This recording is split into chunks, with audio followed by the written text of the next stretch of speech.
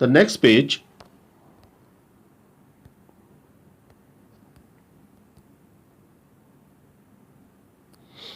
Okay, and before long the dogs began their yo yo yo yo again. और फिर उन कुत्तों ने वहां रोक करके दोबारा वो यो यो यो की साउंड निकालनी शुरू कर दी. And back they came all together, and back they came all together at full speed.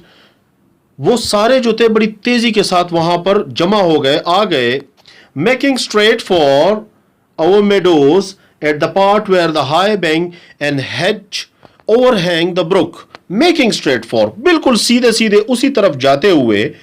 Our meadows, हमारे चरागाहें जो थी, at the part, वो हिस्सा, where the high bank, जहां पर, बैंक कहते हैं क्लास किनारे को, बैंक दरिया का या छोटी सी दरिया या झील या दरिया समंदर, उसका बैंक किनारा जो है वो बैंक कहलाता है. तो उस दरिया के, एक छोटी सी दरिया के किनारे पर, एंड हेज, उस झाड़ियों पे, ओवरहैंग द ब्रुक. ओवरहैंग कहते हैं क्लास जब कोई चीज उभर करके उसके ऊपर आ जाती है, वो ओवरहैंग कहलाती है. और क्लास यहां पर ब्रुक का वर्ड इस्तेमाल हुआ है. ब्रुक कहते हैं जब रिवर के एंड पे जहां पर जाकर के वो कीचड़ और मड जैसा जो बन जाता है ना, और उसके ऊपर हरियाली सी आकर के आ जाती है, यानी वाटर मेडो जिसे हम कहते हैं, दलदली पानी जो होता है, उसे ब्रुक कहते हैं. Now we shall see the hare. अब हमें देखना चाहिए खरगोश. said my mother, and just then a hare, wild with fright. और फिर अचानक, just, जल्द ही, then a hare, wild with fright, बिल्कुल जंगली बन गया था खौफ की वजह से. फ्राइट कहते हैं खौफ. rushed by, rushed तेजी से निकला, and made for the woods, और उसने अपना रास्ता बनाया, भागा वो जंगल की तरफ. on came the dogs, इसी पर कुत्ते आ पहुंचे. They burst over the bank. Class burst over का मतलब है टूट पड़ना. वो टूट पड़े कुत्ते उस किनारे की जानिब. लीप द स्ट्रीम, बिल्कुल. They burst over the bank, वो टूट पड़े उस किनारे पर. Leap the stream, leap jump, छलांग लगाई. स्ट्रीम, उस छोटे से दरिया पे, जो छोटी सी दरिया बह रही थी. And came dashing across the field, और डैशिंग कहते हैं विद हाई स्पिरिट क्लास, बड़ी हाई स्पिरिट के साथ उस किनारे, फील्ड, उस अक्रॉस, उस पार चले गए फील्ड में. फॉलो बाय द हंट्समैन, उसे हंट्समैन जो है वो शिकारी फॉलो कर रहे थे. 6 or 8 men leap their horses, 6 या 8 आदमी उन्होंने भी छलांग लगाई अपने घोड़ों के जरिए. क्लीन ओवर, बिल्कुल क्लीन ओवर का मतलब होता है सफाई, बिल्कुल क्लियर करते हुए निकल गए आजाद, बिल्कुल तेजी के साथ. क्लोज अपॉन द डॉग्स, और करीब पहुंच गए उन कुत्तों के. The hare tried to get through the fence, उस खरगोश ने कोशिश की कि वो उन झाड़ियों, उस फेंस, क्लास फेंस कहते हैं बाड़ को, जो बाड़ लगी होती है ना, ये जंगला, उस जंगले के बीच में से निकलने की कोशिश की. इट वॉज टू थिक, वो काफी ज्यादा मोटा था. And then turn sharp around, and then she turn sharp round, तो उसमें से वो ना निकल सका, और उस खरगोश ने एक शार्प राउंड लिया. शार्प राउंड कहते हैं क्लास बिल्कुल तेजी के साथ मुड़ना, वापसी. उसने बाकायदा तेजी से यू टर्न लगाया. To make for the road, ताकि वो सड़क की जानिब, ताकि वो सड़क की जानिब भाग सके. But it was too late, लेकिन ये काफी देर हो चुकी थी. The dogs were upon her with their wild cries, वो सारे कुत्ते उस पर टूट पड़े अपने उस जंगली वहशियाना चीखों के साथ. We heard one shriek, class यहां पर ये वर्ड शरीक यूज हुआ है. शरीक का मतलब होता है एक चीख, एक आवाज हमने सुनी. And that was the end of her, और वो उस खरगोश की आखिरी आवाज थी. One of the huntsman road up, एक जो शिकारी था वो दौड़ा दौड़ा आया. And whipped of the dogs, class whipped कहते हैं मारकर भगाना, चाबुक मारकर, लकड़ी मारकर, उसने मारकर उन कुत्तों को परे हटाया, भगाया. Who would soon have torn her to pieces, जो कि करीब ही उन कुत्तों ने उस हेयर को चीर पाड़ देना था, टुकड़े टुकड़े कर देना था. He held up the rabbit, उन्होंने उस held up the rabbit, उन्होंने उस रैबिट को रोके रखा था, उस कुत्तों ने.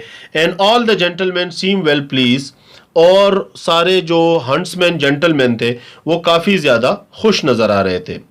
As for me I was so astonished, लेकिन अब ये घोड़ा कह रहा है एज फॉर मी, लेकिन मैं काफ़ी ज़्यादा एस्टोनिश्ड, हैरान था, हक्का बक्का रह गया था, that I did not at first see what was going on by the book.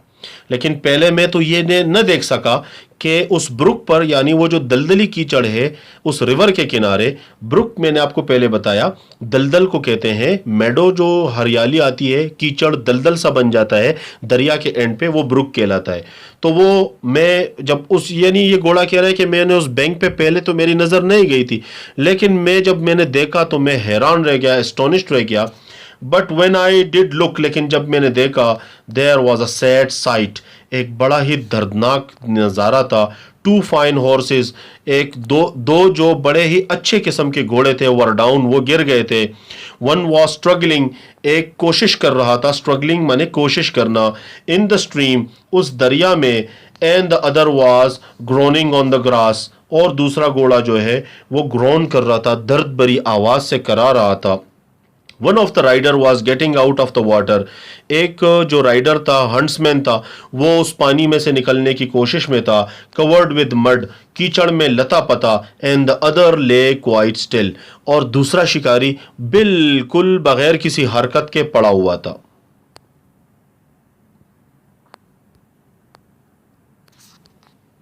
His neck is broken, said my mother, उसकी गर्दन टूट गई है, मेरी वालदा ने कहा। And serves him right too, said one of the colts. अब उस जो यंग कोल्ट्स थे, यंग घोड़े थे, उसमें से एक ने कहा and serves him right too। यहाँ ये क्लास इडियोमेटिक फ्रेज का इस्तेमाल हुआ है, यानी जिसे हम मुहावरा कहते हैं या ज़रबुल मसल कहते हैं। and serves him right too का मतलब है कि जैसी करनी वैसी बरनी, यही होना चाहिए था, जैसे हम कहते हैं ना कि ऐसा ही होना चाहिए था इनके साथ। And serves him right too, बिल्कुल अच्छा हुआ इनके साथ, ऐसा ही होना चाहिए था। तो यहां पर एक कोल्ट उसमें कह रहा है कि अच्छा, यानी एक ने कहा, उसकी मदर ने कहा, उन जो नज़ारा देख रहे थे उस हंटिंग का उन कोल्ट्स के साथ, तो उसकी मदर ने कहा कि देखो उनमें से एक की गर्दन तो टूट गई है हंटर की। तो उसमें से कोल्ट जो था उसने कहा ठीक ऐसा ही होना चाहिए था, and serves him right too, बिल्कुल अच्छा हुआ इनके साथ। I thought the same, but my mother did not join with us. उसने, एक कोल्ट ने ये कहा, अब ये जो कहानी सुना रहा है वो कह रहा था मेरा भी यही ओपिनियन था कि जो बराबर में दूसरे कोल्ट ने कहा कि यही उनका अंजाम होना चाहिए था, लेकिन मेरी मदर का ओपिनियन ये हरगिज ऐसा नहीं था, यानी वो हमारे राय से मुत्तफिक नहीं थी कि इनके साथ ऐसा नहीं होना चाहिए था। वेल नो, शी सेड, नहीं ऐसा नहीं है, उसने कहा।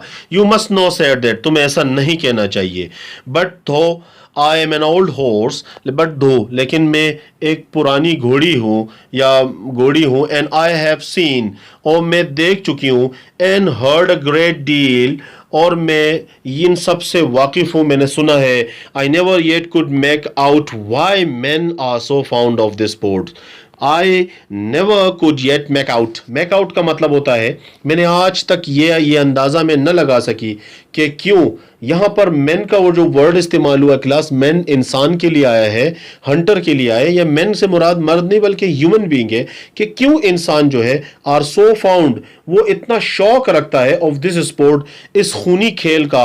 दे ऑफन हर्ट, ये अक्सर तकलीफ देते हैं, देमसेल्व्स अपने आप को, देमसेल्व्स अपने आप को, ऑफन स्पॉइल गुड हॉर्सेस, अच्छे घोड़ों को ख़राब कर देते हैं, बर्बाद कर देते हैं। And tear up the fields, खेत खलियान और ज़मीन को भी तबाह कर देते हैं, ख़राब कर देते हैं, फाड़ देते हैं। And all for the hare, एक खरगोश के लिए, और अ फॉक्स, एक लोमड़ी के लिए, और अ स्टैग, या फिर एक छोटे से यंग हिरन के लिए। स्टैग क्लास कहते हैं मेल डियर को, जो हिरन होता है मेल हिरन उसे स्टैग कहते हैं। या एक हिरन के लिए, लोमड़ी के लिए, या एक खरगोश के लिए वो बेड़ा गर्क कर देते हैं, घोड़ों का भी, ज़मीन का भी सत्यानाश कर देते हैं, और अपनी जानों को भी ख़तरे में डालते हैं। And they would get more easily, और वो इन्हें बड़ी आसानी से हासिल कर सकते हैं, सम अदर वे, किसी और तरीके से। But we are only horses and don't know, लेकिन हम तो सिर्फ घोड़े हैं, हम क्या समझ सकते हैं कि ये किस तरह से, यानी किस घोड़ी का मतलब ये है जो उसकी मदर कह रही है आखिर में, जो ये कंक्लूजन जो बयान कर रही है इस पूरी स्टोरी का, वो ये कह रही है कि क्यों इंसान इस खूनी खेल में अपने आप को, ज़मीन को, घोड़ों को, सबको नुकसान पहुंचाता है। वो एक घोड़े, ये वो एक खरगोश हासिल करने के लिए हंटिंग में, या फिर एक लोमड़ी को पकड़ने के लिए, या फिर एक स्टैग को पकड़ने के लिए, एक हिरन को पकड़ने के लिए, जिसे वो कुड गेट मोर इजीली, जिसे वो बड़ी आसानी के साथ पकड़ सकते हैं। बहुत सारे तरीके हो सकते हैं, एक ट्रैप बना करके, नेट बना करके, जिसमें उस जानवर को कोई नुकसान भी ना पहुंचे और वो उसमें ट्रैप हो जाए तो इसमें इतना नुकसान भी ना हो। तो यहाँ पर ये एना सिविल के नॉवेल से एक एक्सट्रैक्ट था जिसकी ट्रांसलेशन मैंने आपको की। अब क्लास इसके हम आगे क्वेश्चन एंड आंसर्स एक्सरसाइजेस की तरफ आते हैं। पहला इसका क्वेश्चन है, the horse says my mother an old riding horse, the horse says, वो घोड़ा कहता है, my mother an old riding horse seem to know all about it. अब यहां पर इसका next part of the question, what was it that they knew about, how did they know. इस सवाल का मतलब यह है कि my mother said an old riding horse, मेरी मदर और वो पुराना जो उसके साथ बड़ी उम्र का एक ओल्ड राइडिंग हॉर्स था, वो कह रहे थे कि हमें पता है ये क्या हो रहा है। सो क्वेश्चन ये है कि what was it they knew about, वो क्या था जिसे वो जानते थे। They knew that was a the blood sport. Back side पे आप पैसेज में देख सकते हैं कि ये खूनी खेल है, जिस यानी यहां पर मैं आपको पैसेज बताऊं इसका आंसर, यहां पर आप आएंगे क्लास, ओके क्लासेस का आंसर यहां पर है कि the old horse that the colt said that her mother, the colt said the narrator, और यहां पर आप इस तरह से लिखेंगे, the narrator of the story said that her mother and the old horse knew about that hunting wild animal as a sports which was a blood sport, they were playing hunting game. ये इसका answer है। Now यहां पर next question, the question be, why did the dog stop barking and begin to run about their noses on the ground? They stopped because they lost the scent, they lost the body smell of the hair. That's why they were they put down their noses on the ground to get the hair, or to get the smell of the hair.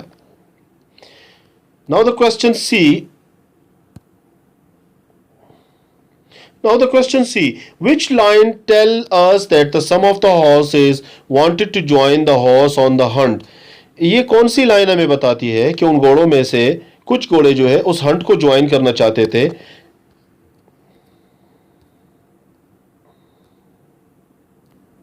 यहां पर classes का answer है, and they have found a hare, said my mother.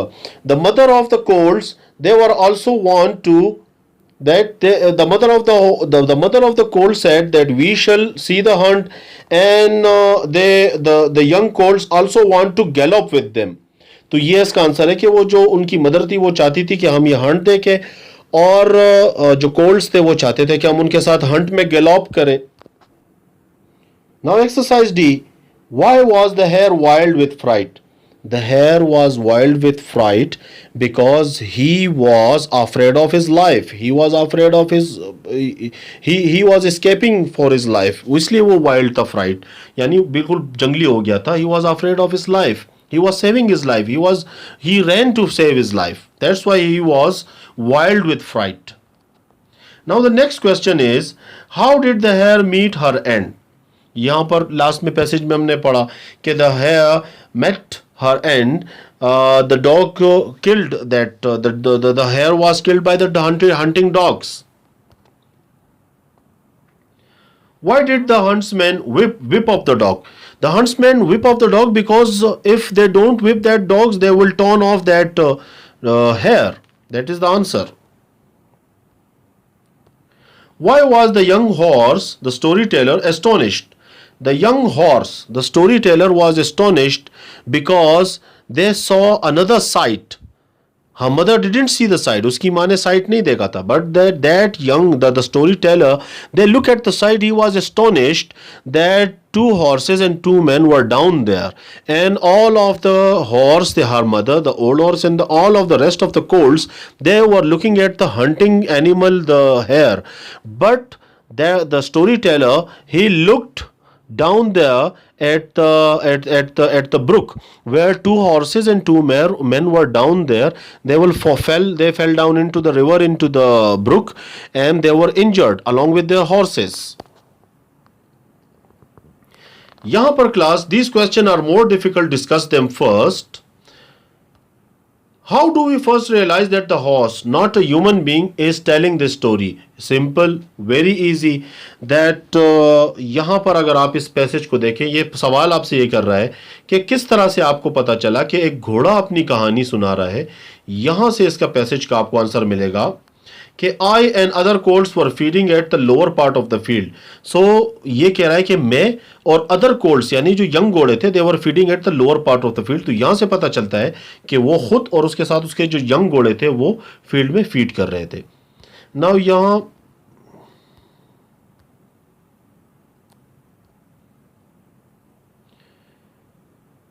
which other animal apart from the hare suffered or were harmed during the hunt? Very simple to answer. The horse, they were suffered because two of the horses were fell into that brook, into the bank of the river.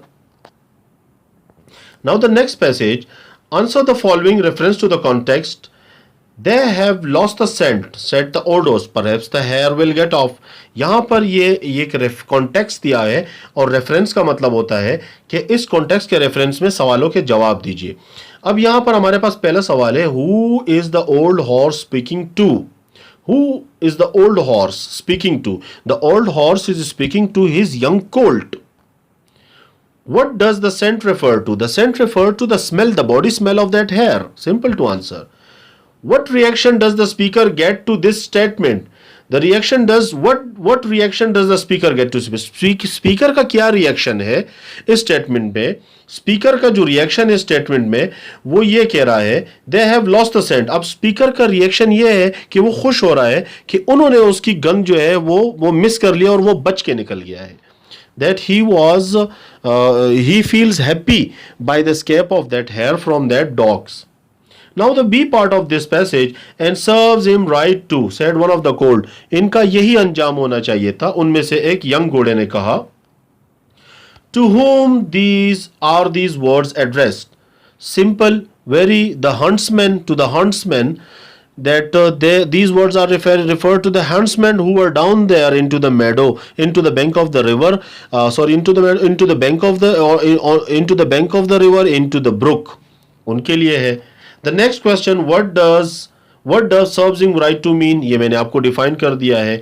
That serves him right, serves him right का इसका मतलब है, if I define it to you, कि they have paid, they deserve to get what they have done. They deserve to the suffering they got deserved, the suffering, the sufferings come to them, or they suffered. They deserve that suffering for what they were doing bad thing. इसका ये simple answer.